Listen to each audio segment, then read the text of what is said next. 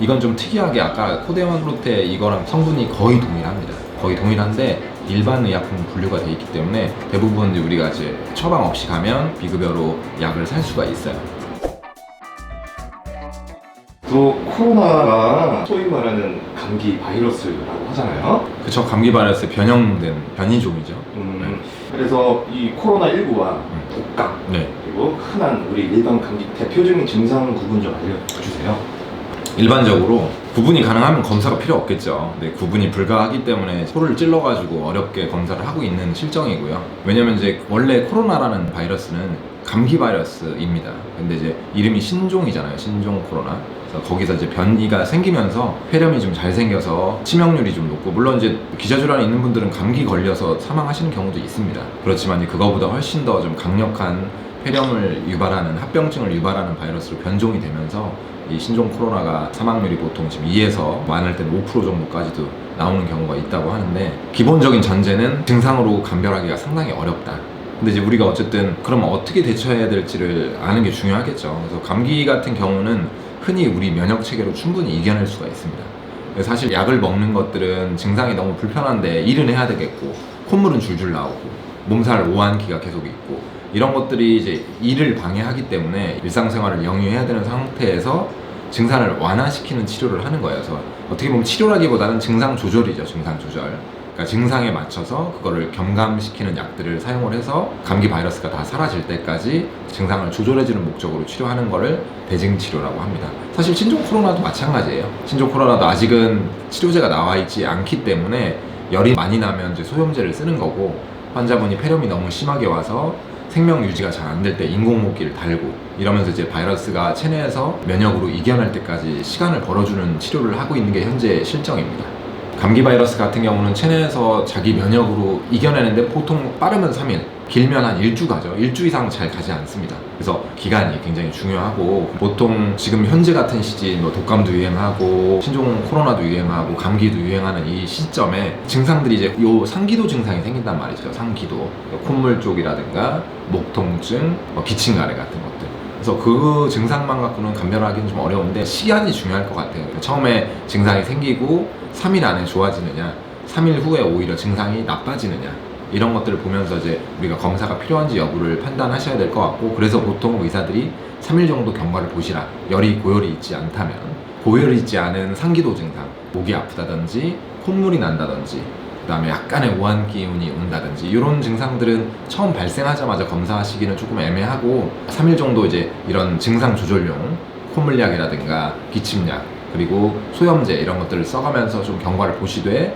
3일 정도 후에는 어떻게 되는지 약을 끊어보고, 증상들이 이제 거의 많이 회복이 됐다고 하면 코로나이기 어렵죠. 근데 증상이 오히려 좀 더 나빠진다든지, 예를 들어 열이 더 오른다든지 흉통이 좀 생긴다든지, 신종 코로나의 좀 특징적인 증상으로 후각이랑 미각 이상이 좀 생긴다는 보고가 있어요. 그게 생기면 조금 신종 코로나 가능성이 좀 더 높아지기 때문에 100%는 아니지만 가능성이 좀 높아지는 거죠. 그래서 3일 정도 경과를 보는데 그런 의심 증상들이나 증상들이 호전되지 않고 악화된다든지 한다고 하면 코로나 검사를 통해서 이제 확인이 필요하겠죠.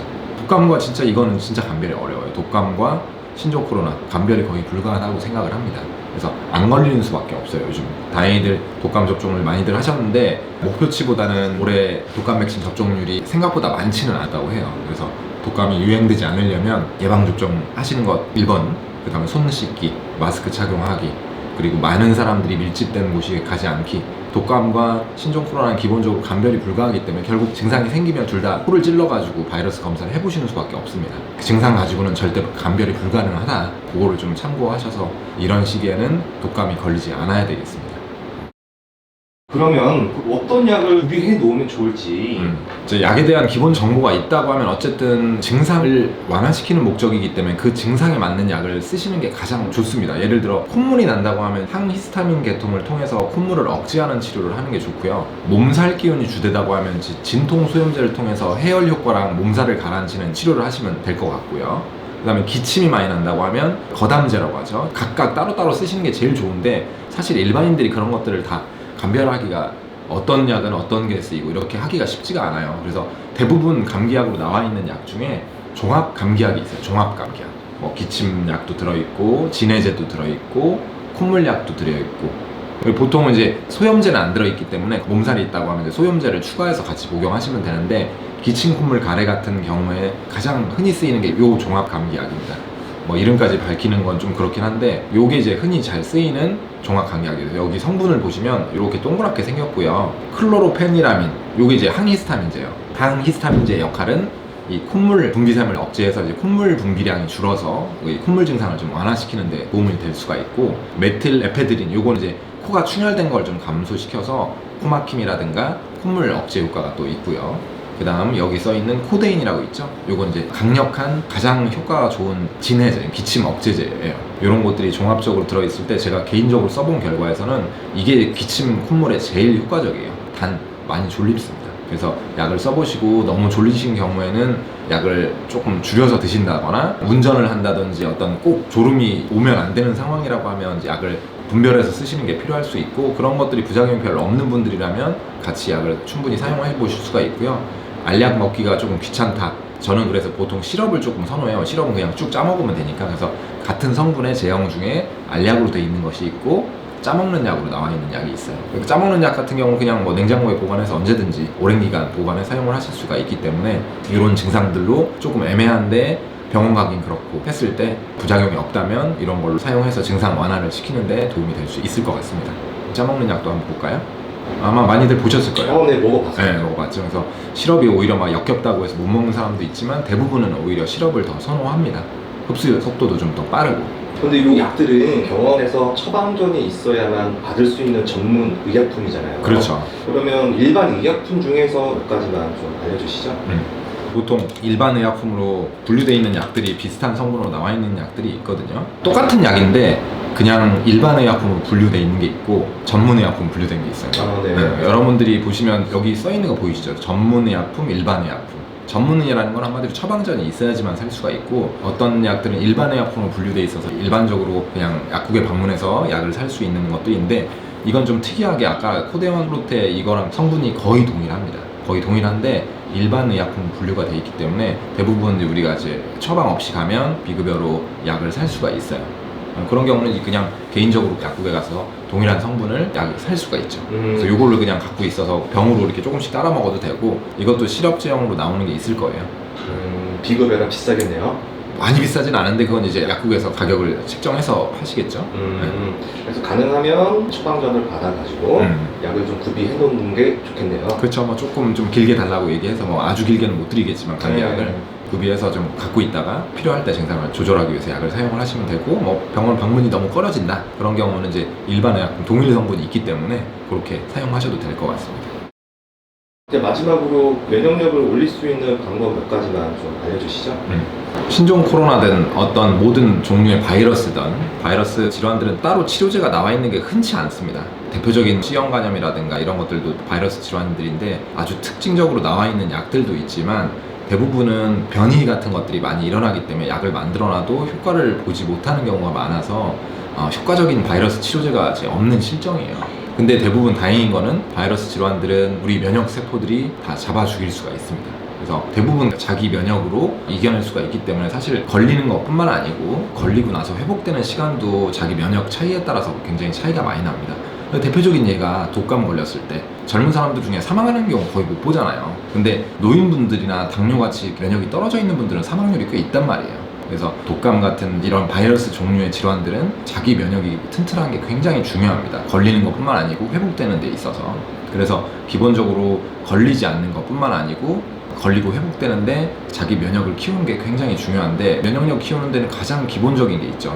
우리가 대표적으로 면역세포 같은 것들을 이제 키우려면 비타민 C라든가 비타민 D군, 그리고 항산화 제품 같은 것들, 야채 같은 것들이죠. 그런 것들을 좀 충분히 섭취를 하시면서 항상 우리 혈액순환이 좀 돌고 체온을 올려주는 작업들을 많이 하셔야 돼요. 그래서 그냥 우리가 운동하라고 얘기하는 게 아니고 체온을 아주 뜨겁게 올려주는, 그리고 혈액이 굉장히 빠르게 도는 이런 작업들을 많이 하면 면역세포의 활동력이 이제 올라간다는 게 증명이 돼 있고요.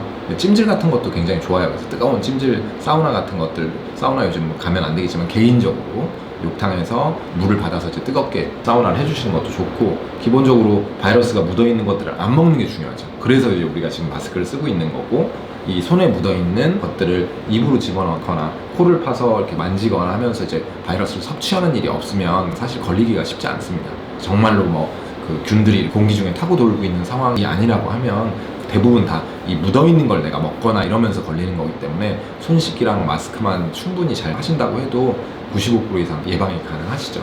그러면서 이제 면역력을 키워주는 게 이제 중요한데, 그러려면 기본적으로 실내 온도, 우리가 면역력이 또 떨어지는 대표적인 영역이 겨울 같은 게 그냥 계속 추우면 괜찮은데 히터 같은 것들 온도가 굉장히 올라가 있는 상태에서 또 밖에 나가면 되게 춥고 여기는 뜨겁고 이런 온도의 변화가 극심한 경우에는 면역력이 떨어질 수가 있어요. 그래서 여름에도 실내 에어컨이 굉장히 낮은 곳에 있다가 밖에 왔다 갔다 하면서 여름에도 감기에 걸리는 거예요. 그래서 체온의 변화가, 온도의 변화가 좀 높지 않아야 된다. 그래서 실내 온도를 좀 적절하게만 높여주시는 게 좋고요. 24도나 25도 정도 미만으로 해서 극심한 온도 차이가 되지 않도록 하시는 게 좋고, 그 다음에 습도도 되게 중요해요. 습도가 너무 낮으면 건조해지면서 이 기관지 이쪽 주변 부위에 있는 면역세포들의 기능이 떨어질 수가 있고, 왜냐면 이 점액 분비가 계속 일어나면서 그런 바이러스들이 들어왔을 때 그 점액분에 묻어가지고 효과가 이제 감쇄되는 효과를 봐야 되는데, 너무 말라 있으면 점막에 침투하기가 되게 쉽죠. 그래서 그런 것들도 수분 섭취나 실내 습기를 좀 충분히 적절하게 유지를 해서 40도 정도 이상으로 올려서 면역력이라든가 바이러스가 잘 전파되는 것들을 좀 막는 게 필요하겠죠. 그래서 춥더라도 중간중간 환기하시는 게 좋아요. 들어오는 바람이 밖에 나갈 수 있도록 춥더라도 한 번씩 공기를 환기해 주시는 게 필요합니다. 미세먼지가 나쁠 때는 어떡하나요? 지금 상황은 전 미세먼지는 신경 쓰지 않아야 된다고 생각합니다. 물론 미세먼지가 폐해가 있겠지만 환기가 더 중요하기 때문에, 그래서 환기라는 건 더러운 공기가 들어오는 것 뿐만이 아니고 바이러스가 나가야 되거든요. 혹시나 이제 떠돌고 있는. 그래서 미세먼지가 좀 있다 하더라도 실내 환기를 꼭 해서 그 내부에 이제 존재하는 혹시나 모를 바이러스 같은 것들이 사라지게 하도록 하셔야 될 것 같습니다.